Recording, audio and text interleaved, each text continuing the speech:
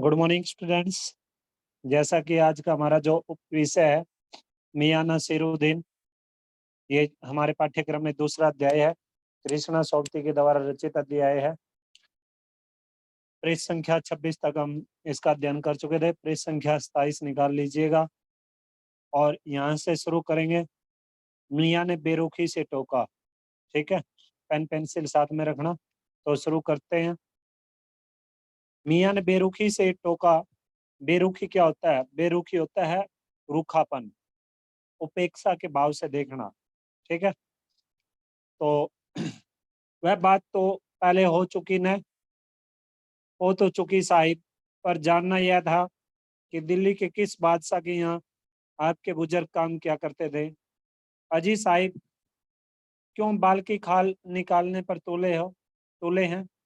बाल की खाल उतारना ये मुहावरा है, यानी कि किसी भी चीज को बहुत ही बारीकी से जानना, किसी भी विषय के बारे में बहुत बारीकी से जानना, उसे बाल की खाल निकालना बोलते हैं या उतारना बोलते हैं। ठीक है, आगे चलिएगा। कह दिया ने कि बादशाह के यहाँ काम करते थे, सो क्या काफी नहीं? हम खिसियानी हंसी हंसे। खिसियानी हंसी हंसना यानी कि शर्म के मारे हंस पड़ना है तो काफी, पर जरा नाम लेते तो उसे वक्त से मिला लेते। वक्त से मिला लेते खूब, पर किसे मिलाते जनाब आप वक्त से? मियाँ हंसे जैसे हमारी खिल्ली उड़ाते हों। वक्त से वक्त को किसी ने मिलाया है आज तक? खैर पूछिए, किसका नाम जानना चाहते हैं? दिल्ली के बादशाह का ही ना। उनका नाम कौन नहीं जानता, जहां पर ना बादशाह सलामुद्दीन है। कौन से? बहादुर शाह जफर की। मियाँ ने खींच कर कहा। फिर अलट पलट के वही बात। लिख लीजिए बस यही नाम आपको। कौन? बादशाह के नाम। चिट्ठी चिट्ठी रुका भेजना है कि डाक खाने वालों के लिए सही नाम पता ही जरूरी है। अगला पृष्ठ निकाल लीजिएगा। हमें बिटर बिटर अपनी तरफ देखते पाया तो सिर हिला अपने कारीगर से बोले, अरे ओ बब्बन मियाँ, भट्टी सुलगा दो तो काम से निपटे निपटे निपटे। तो बिटर बिटर बिटर क्या होता? किसी को एक टक देखना, उसी की तरफ देखते रहना। ठीक है, कौन कहते हैं ये बातें? मियां नसीरुद्दीन, जिसमें लेखिका उनसे सवाल जवाब कर रही थी। तो आगे चलिएगा। यह बब्बन मियाँ कौन है साहिब? मियाँ ने रुखाई से जैसे हाँ की काट दी हो। अपने कारीगर। अपने कारीगर और कौन होंगे? मन में आया पूछ लें। आपके बेटे बेटियां हैं?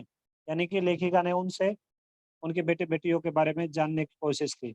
अब इस तरह से जब लेखिका मियां नसीरुद्दीन से सवालों पे सवाल कर रही थी, तो मियां नसीरुद्दीन का जो मन था वो उदास हो चुका था लगभग, क्योंकि वो अपना जो समय है अधिकतर समय किसको देते थे? अपने कर्म को देते थे, और वो व्यर्थ में अपना समय गंवाना नहीं चाहते थे। ये उनकी खासियत थी मियां नसीरुद्दीन की। ठीक है, तो आगे चलिएगा। मन में आया पूछ लें, आपके बेटे बेटियां हैं? पर मियां नसीरुद्दीन के चेहरे पर किसी दबे हुए अंधड़ के आसार देखिए। मजबून ने छेड़ने का फैसला किया। अंधड़ क्या होता है? जो आंधी तूफान होते हैं। ठीक है, आसार, आसार का मतलब होता है जो शंका होती है, शंका या संभावना। ठीक है, और मजून, मजमून क्या होता है? मजमून होता है विषय, टॉपिक जो होता है। ठीक है, आगे चलिएगा। इतना ही कह इतना ही कहा, ये कारीगर लोग आपकी शागिर्दी करते हैं। खाली शागिर्दी ही नहीं साहिब, गिन के मजूरी देता हूँ। 2 रुपये मन आटे की मजूरी, 4 रुपये मन मैदे की मजूरी। हाँ, यानी कि उन्होंने क्या कहा? जब लेखिका उनसे सवाल जवाब कर रही थी कि उस समय मियां नसीरुद्दीन ने लेखिका को जवाब दिया कि ऐसे ही मैं मजूरी नहीं करता, और गिन के पैसे देता हूँ, क्योंकि 2 रुपए मन तो मुझे आटा खरीदना पड़ता है और 4 रुपए मन मुझे मैदा खरीदना पड़ता है, तब जाके ये काम धंधा चलता है मेरा। ठीक है, तो आगे चलिएगा। ज्यादातर भट्टी भट्टी पर कौन सी रोटियां पका करती हैं? मियाँ को अभी इस मजमून में कोई दिलचस्पी बाकी न रही थी, फिर भी हमसे छुटकारा पाने को बोले। बाकरखानी, सिरमाल, ताबतान, बेसनी, अमीरी, रुमाली, गांव दीदा, गाजेबान तुनकी, ये सभी वहाँ की जो विशेष रोटियां होती थी, वो उनके नाम बता दिए उन्होंने। ठीक है, तो फिर तेवर बढ़ा, हमें घूर कर कहा, तुनकी पापड़ से ज्यादा महीन होती है। महीन क्या होता है? पतली, पतलापन होना किसी में। हाँ, किसी दिन खिलाएंगे आपको। एकाएक यानी कि अचानक से, एकाएक मियाँ की आंखों के आगे कुछ कौंध गया। कौंध जाना, ये मुहावरा है। कौन जाना, कौन जाने का मतलब है कुछ प्रकट हो जाना, उपस्थित हो जाना किसी चीज का। एक लंबी सांस भरी और किसी गुमशुदा याद को ताजा करने को कहा। उतर गए वे जमाने और गए वे कदरदान, जो पकाने खाने की कदर करना जानते थे। कदरदान कौन होता है? जो कदर करने वाले व्यक्ति होते हैं, या कला के जो पारखी होते हैं, कला को अच्छे से परखने वाले जो होते हैं। ठीक है, मियाँ अब क्या रखा है? निकाली तंदूर से निगली और हजम। ये जो अध्याय था मियाँ नसीरुद्दीन के व्यक्तित्व से संबंधित, ये हमारा समाप्त हो चुका है। अब इसमें से जो अभ्यास के प्रश्नोत्तर हैं, ये देख लीजिएगा, क्योंकि आपके जो अभी UT1 होगा, UT1 में ये 2 अध्याय आएंगे। ठीक है, नमक का दारोगा और मियाँ नसीरुद्दीन, और बाकी जो अन्य पुस्तक से हो चुके हैं, अभिव्यक्ति माध्यम से और वितान से। ठीक है, तो सर्वप्रथम है मियाँ नसीरुद्दीन। मियाँ नसीरुद्दीन को नान भाइयों का मसीहा क्यों कहा गया?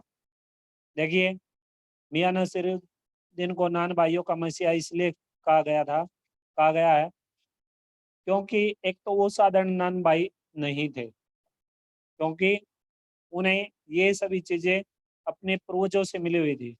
ये जो नान भाई का जो कामकाज था, ये नान भाई का कामकाज उनके खानदान से प्राप्त हुआ था उन्हें, यानी कि ये सभी कुछ खानदानी नान भाई, और उनके पास ऐसी कला थी मियाँ नसीरुद्दीन के पास, कि मियाँ नसीरुद्दीन 56 प्रकार की रोटियां, यानी कि 56 प्रकार का जो भोग होता है, वो 56 प्रकार का भोग बनाने में वो एक्सपर्ट थे, निपुण थे।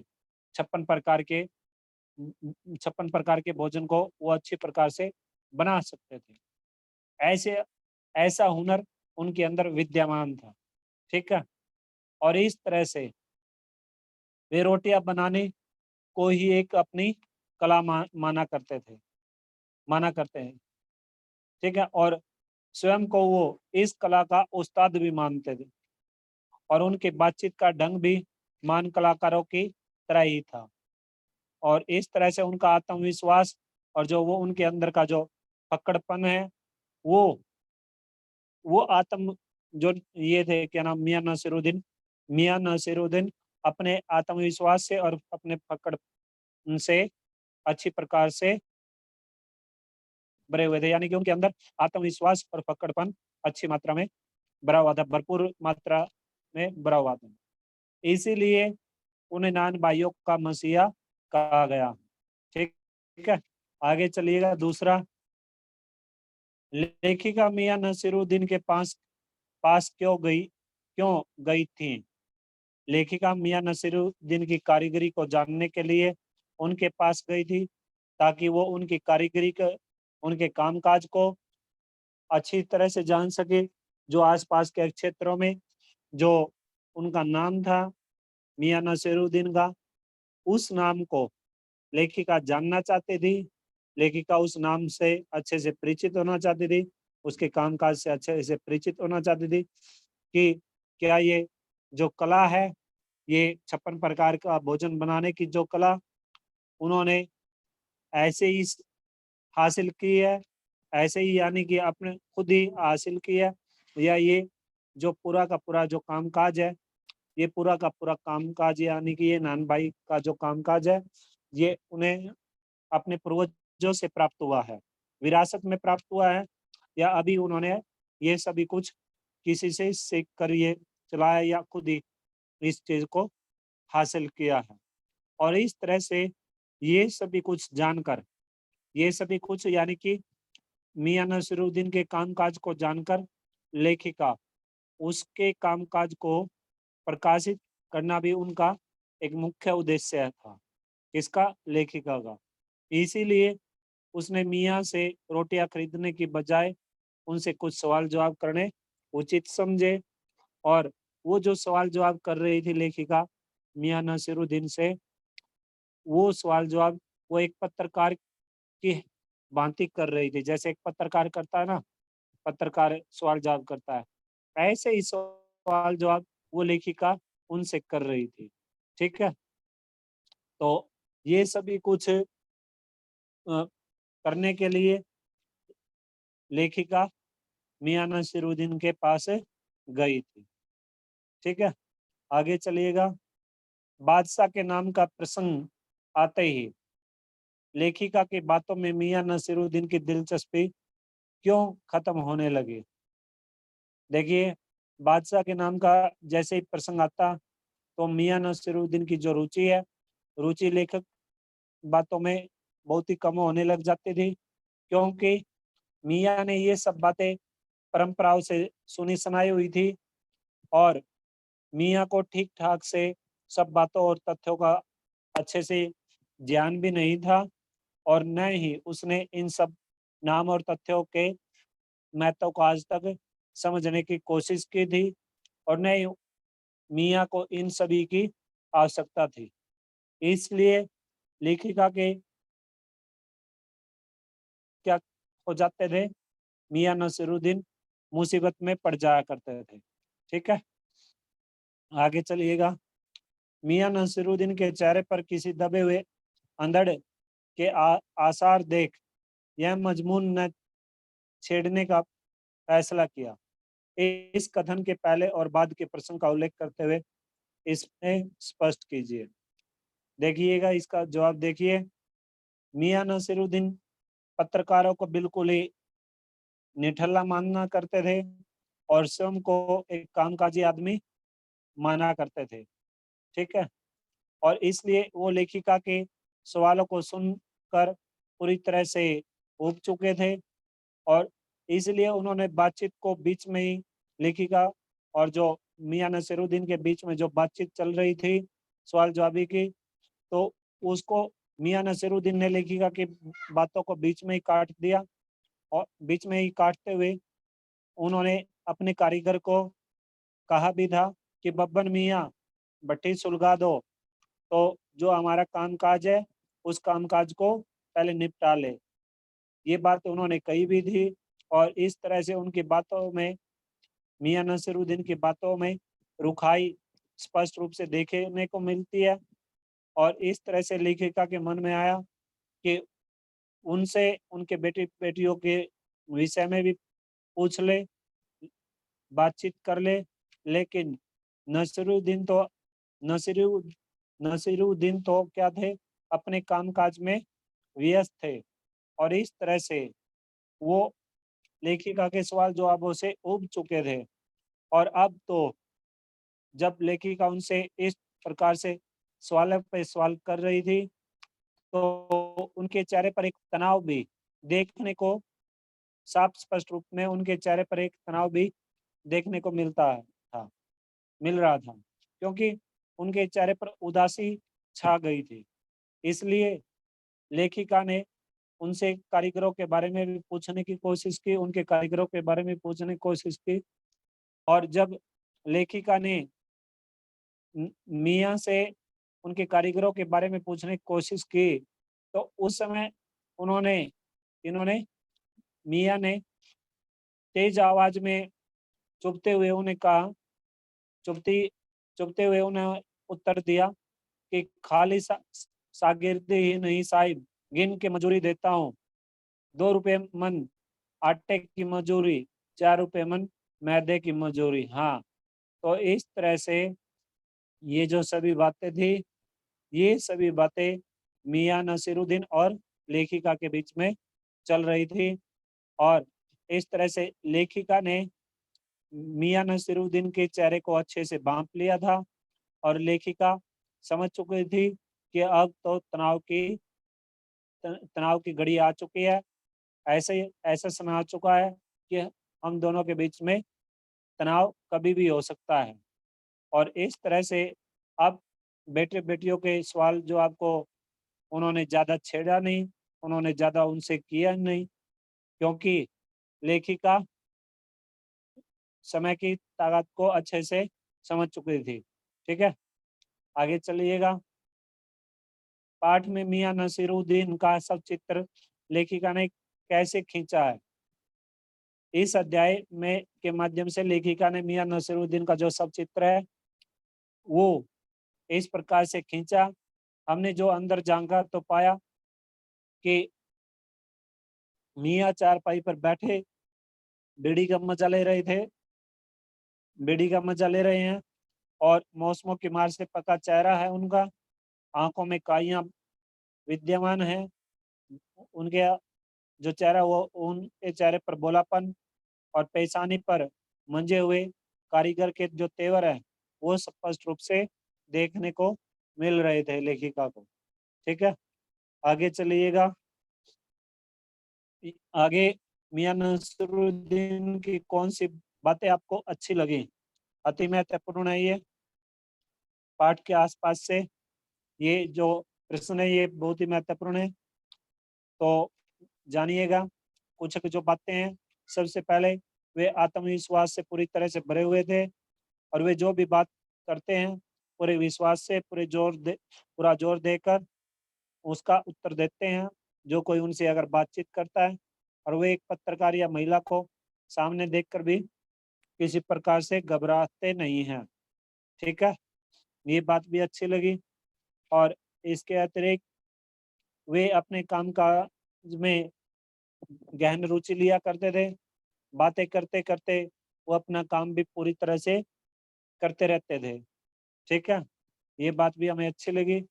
और आगे फिर जैसा उन्होंने कहा कि वे किसी शागिर्द का शोषण नहीं करते, वे अपना पूरा सम्मान और वेतन देते हैं।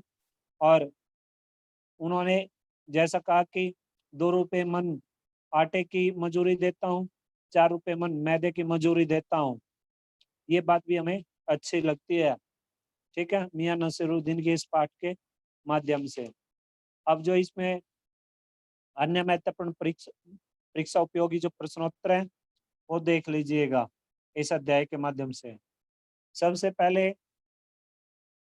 मियां नसीरुद्दीन का जो रहन सहन है वो साधारण है।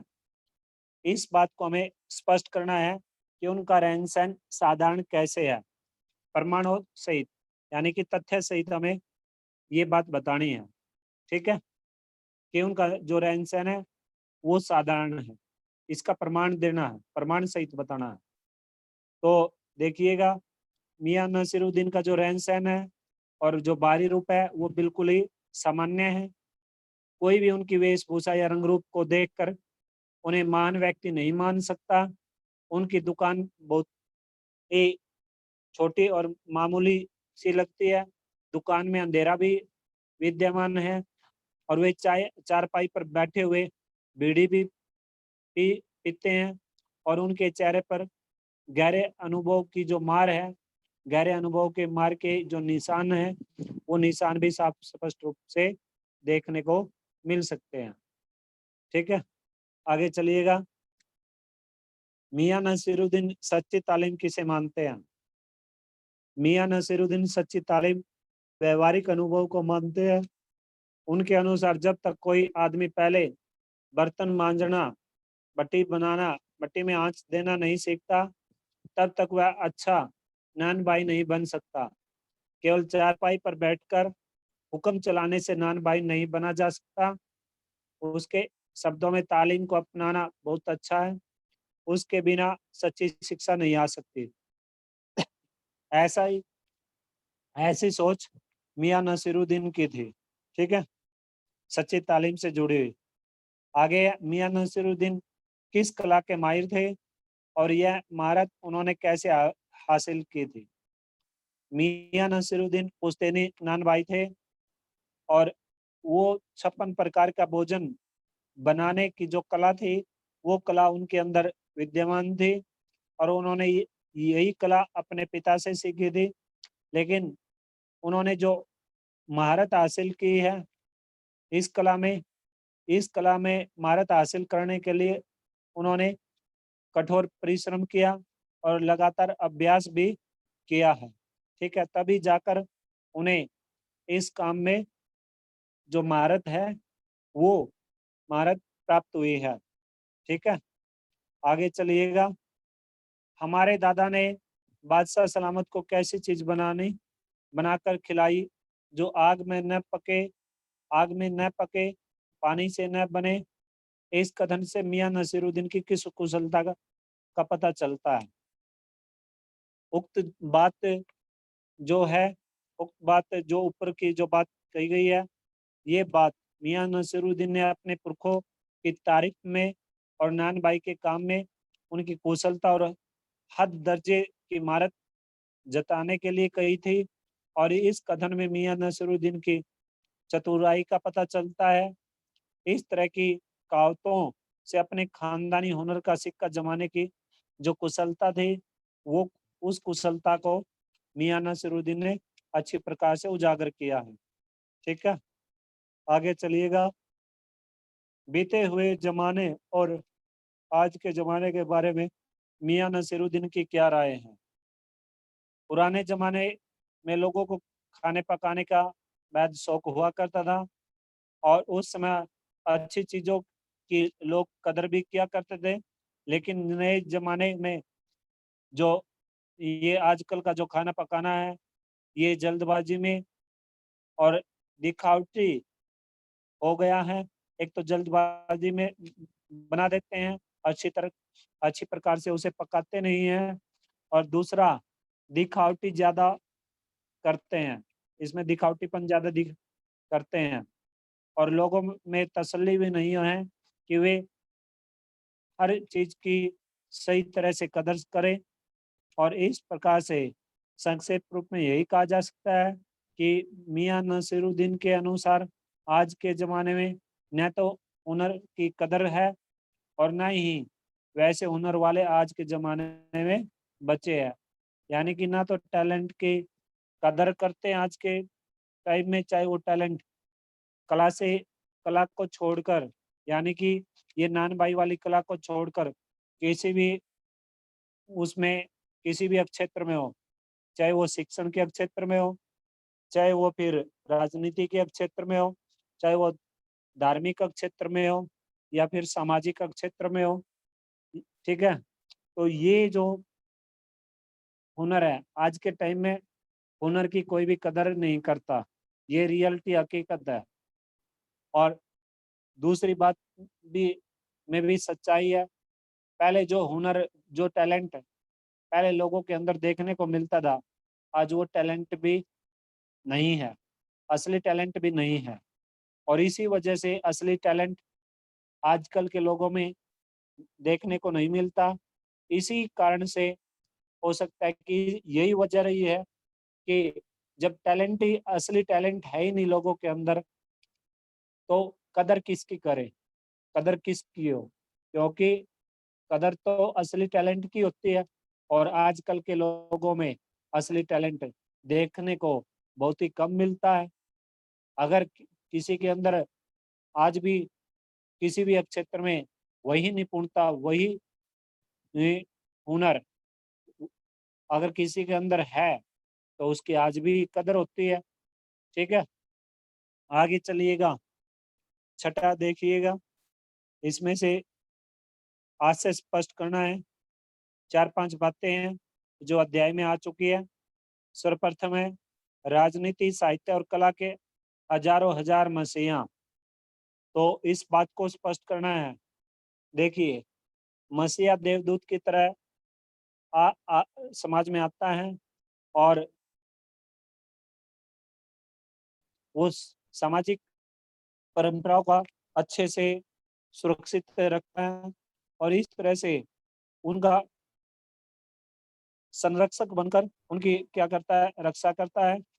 और लेखिका का अभिप्राय यही है कि राजनीति, साहित्य और कला के क्षेत्र आजकल बहुत ही ज़्यादा व्यापक हो गए हैं और इनमें तो समय-समय पर ऐसी अनगिनत प्रतिभाएँ उभर कर निकलती रहती है, जो परंपराओं को बिल्कुल भी नहीं निभाया करती, बल्कि आगे ले जाती है।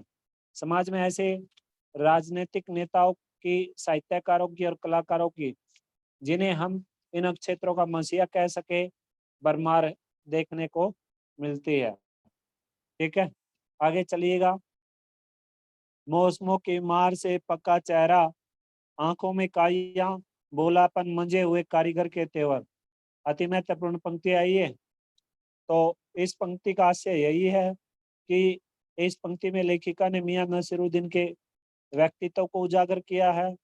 उनके चेहरे पर बहुत सालों के गहरे अनुभव की निशानी भी देखने को मिलती है और उनकी उम्र जिंदगी के कठोर संघर्षों से होकर निकली है, क्योंकि मियाँ नसीरुद्दीन ने अपनी जिंदगी में कठोर संघर्षों का सामना किया है और वक्त से उन्होंने बहुत कुछ प्राप्त किया है, सीख प्राप्त की है।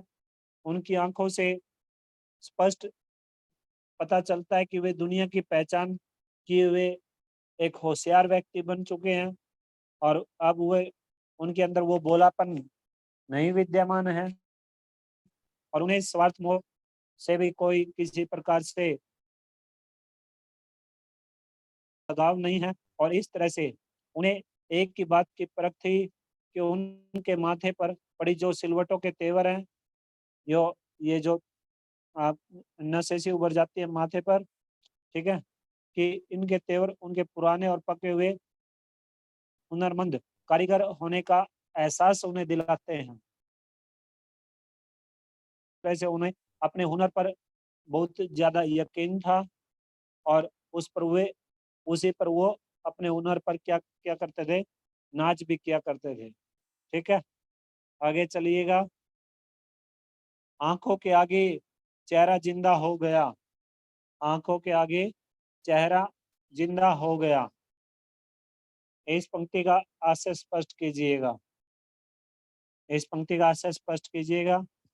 देखिए, वालिद साहब की चर्चा करते ही नसीरुद्दीन उनकी याद में कुछ पलों के लिए खो जाते हैं।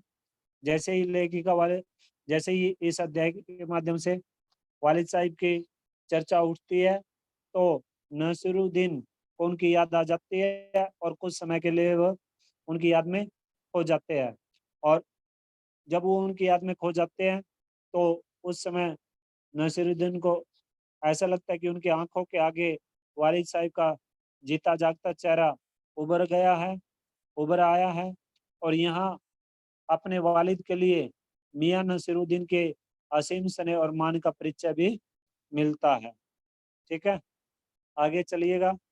तालीम भी बड़ी चीज़ होती है। तालीम भी बड़ी चीज़ होती है। इस पंक्ति का आशय स्पष्ट कीजिए। इस पंक्ति का जो आशय है, वो यही है कि तालीम से मियाँ नसीरुद्दीन का आशय किसी हुनर को पूरी मेहनत और अभ्यास के द्वारा ही सीखा जा सकता है। अगर हमें किसी भी क्षेत्र में अप अपना टैलेंट प्रकट करना है, अपनी जो अपनी निपुणता दिखानी है किसी भी क्षेत्र में, तो हमें क्या करना पड़ेगा? हमें एक तो कठोर मेहनत करनी पड़ेगी, दूसरा उसमें हमें लगातार अभ्यास करना पड़ेगा। एक तो हमें क्या करनी पड़ेगी? कठोर मेहनत करनी पड़ेगी, जी जान से उसमें काम करना पड़ेगा, रुचि लगानी पड़ेगी और दूसरे उसमें क्या करना पड़ेगा? अच्छे से यानी कि कंटिन्यूटी में प्रैक्टिस करनी पड़ेगी, लगातार अभ्यास करना पड़ेगा। तभी हम किसी भी क्षेत्र में या किसी भी काम धंधे में अच्छे से क्या कर सकते हैं, सीख प्राप्त कर सकते हैं। और उनका ये भी कहना था कि कोई भी काम उसे लगन के साथ करने से ही आता है। लगन से यानी कि जब हम किसी काम में मन लगाएँगे, उसमें इंटरेस्ट क्रिएट करेंगे, उसके अंदर रुचि पैदा करेंगे, तभी हम उस काम में सफल होंगे। अब बहुत सारे लोग ऐसे होते हैं, कहने को तो कुछ होते हैं और करते कुछ है, ठीक है? लेकिन जैसे आप देखते भी हो, कुछ बच्चों का आईपीएस, आईएएस बनने का जो सपना होता है, वो अभी से सोच लेते हैं कि 10वीं पास करते ही वो सोच लेते हैं कि मुझे आईएएस बनना है या आईपीएस बनना है या फिर डॉक्टर बनना है, इंजीनियर बनना है या टीचिंग लाइन में जाना है। तो वो अभी से ये क्या कर लेते हैं, अभी से ये ऐसी सोच बना लेते हैं और अपनी उसी सोच के अनुसार, अपने उसी लक्ष्य के अनुसार वो जो विद्यार्थी है या जो कोई भी आदमी है, कोई भी व्यक्ति है, वो क्या करता है, कठोर से कठोर मेहनत करता है उस चीज़ को हासिल करने के लिए, उसमें एक्सपर्ट होने के लिए, निपुण बनने के लिए। और क्या होता है, कठोर से कठोर मेहनत करता है और लगातार अभ्यास करता रहता है। ठीक है? तो आगे चलिएगा। हुनर उस्ताद से मिलता है, लेकिन हुनर को पक्का करने के लिए अभ्यास बहुत ही ज़रूरी है। ये बात वो अच्छे से समझाना चाहते हैं। आगे चलिएगा। ये जो अध्याय है, इस अध्याय में लेखिका ने बहुत सारे मुहावरों का प्रयोग किया है, उनमें से कुछ का आपको बता देते हैं। जैसे रंग लाना, रंग लाने का मतलब होता है किसी चीज़ का असर पड़ना, ठीक है? असर होना। फिर तेवर चढ़ाना, तेवर चढ़ाने का मतलब होता है खिज प्रकट करना, ठीक है? कौंध जाना, कौंध जाने का मतलब होता है एक पल के लिए चमकना या उभरना। खिल्ली उड़ाना, खिल्ली उड़ाने का मतलब होता है मजाक उड़ाना। और बाल की खाल निकालना, यानी कि गहराई तक किसी की बात को जानने की कोशिश करना, ठीक है? डीपली किसी चीज़ को जानने की कोशिश करना या कोई भी टॉपिक है उसके बारे में डीपली जानना, ठीक है? उसे कहते हैं बाल की खाल निकालना। ये इनके अतिरिक्त भी और बहुत सारे मुहावरे इस अध्याय में आए हैं, ठीक है? आगे चलिएगा। इल्म या हुनर सीखने के लिए किन बातों की आवश्यकता होती है? मियां नसीरुद्दीन के अनुसार कोई भी उदाहरण देकर बात को स्पष्ट कीजिएगा। देखिए, इल्म या हुनर उस्ताद का मंत्र फूकने भर से नहीं आ सकता और उसके लिए लगन की आवश्यकता होती है, उसके लिए कठोर मेहनत की आवश्यकता होती है, उसके लिए निरंतर अभ्यास की आवश्यकता पड़ती है। और इस तरह से जब हम उसके अंदर लगन पैदा करेंगे, कठोर मेहनत करेंगे और निरंतर अभ्यास करेंगे, तभी हमें किसी भी चीज़ में इल्म या हुनर की उस्तादी प्राप्त हो सकती है। ठीक है? और आगे मियां नसीरुद्दीन के शब्दों में देखें तो तालीम बड़ी चीज़ होती है। उस्ताद बच्चे को अलिफ बे से शुरू करके पूरे अक्षरों का ज्ञान कराता है। जैसे हम इसमें नहीं पढ़ते हैं, क्या नाम है, नर्सरी में, एलकेजी में, यूकेजी में ओ, औ, ठीक है, क, ख, ये जो वर्णमाला है उन्हें शुरू करते हैं, उन्हें पढ़ते हैं, जोड़कर पढ़ते हैं। ओ जमा रो जमा अ, ठीक है? तो क्या बन जाएगा, करक। इस तरह से पढ़ते हैं ना, तो ऐसे ही जो ये है अलिफ बे या अलिफ बे, ये इस प्रकार के जो अक्षर हैं, इन अक्षरों का जब ज्ञान प्राप्त होगा है, तभी हम अच्छी तरह से क्या करेंगे, तालीम पे तालीम प्राप्त कर सकते हैं, यानी कि हमें ज्ञान अच्छे से ज्ञान प्राप्त हो सकता है। ठीक है? और ये सभी के ये इस प्रकार के जो शब्द हैं, ये फारसी के हैं। मदरसे में कच्ची से पक्की, फिर पहली, दूसरी, तीसरी जमात का जो सिलसिला है, वो भी देखने को मिलता है। कोई सीधा कच्ची से तीसरी जमात में बैठ जाता है तो भी वह तालीम में कच्चा बच्चा ही रह जाता है। और यही बात हुनर के बारे में सिद्ध होती है, क्योंकि हुनर भी धीरे धीरे अभ्यास की सीढ़ियों से गुजर कर ही हुनर अच्छी प्रकार से पक पाता है।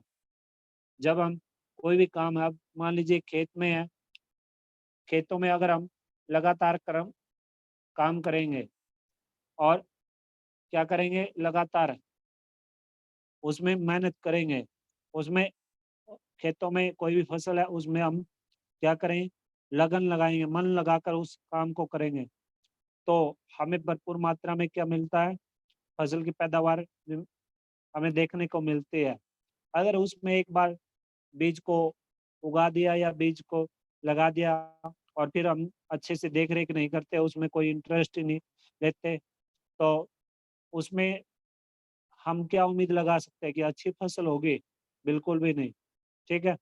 कई बार ऐसा भी होता है कि लगन बहुत होती है, लगन भी होती है, मेहनत भी हम करते हैं, निरंतर अभ्यास भी करते हैं किसी काम के लिए, लेकिन कई बार किस्मत भी साथ नहीं देती, प्राकृतिक आपदाएं आ जाती हैं, ठीक है, या फिर कोई ना कोई मुसीबत हमारे समक्ष आ खड़ी हो जाती है, जिसकी वजह से हम अपने उस लक्ष्य में अच्छे से सफल नहीं हो पाते।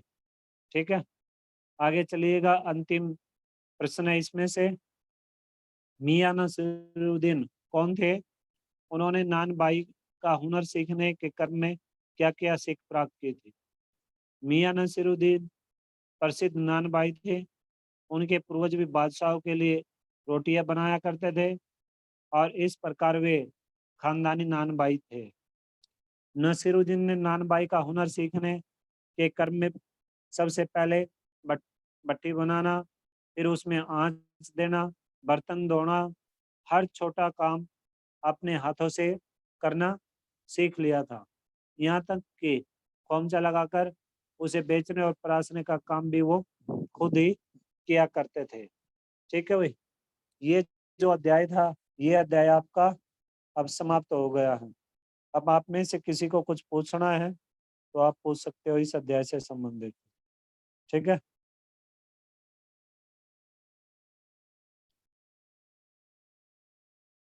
पूछना भाई किसी को।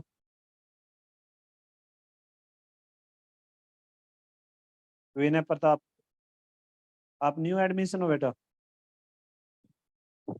विनय, यस सर। कब लिया आपने एडमिशन? सर 16 डेट को, 16 मई को। मेरे, अच्छा 16 मई को। Yes sir. ये आपका, ये है अभी 65/11 है। ठीक है। यस। चलो ठीक है बेटा, ये इस चैप्टर से कुछ पूछना आपको? No sir. चलिए आप फिर ये बताओ भी, मुझे बताओ भी, क्या समझ आया इसमें, किसके बारे में बताया है? मियां नसीरुद्दीन के बारे में सर। क्या बताया मियां नसीरुद्दीन के बारे में, बताओ। सर उनके पूर्वज, उनके पूर्वजों के बारे में बताया है। वो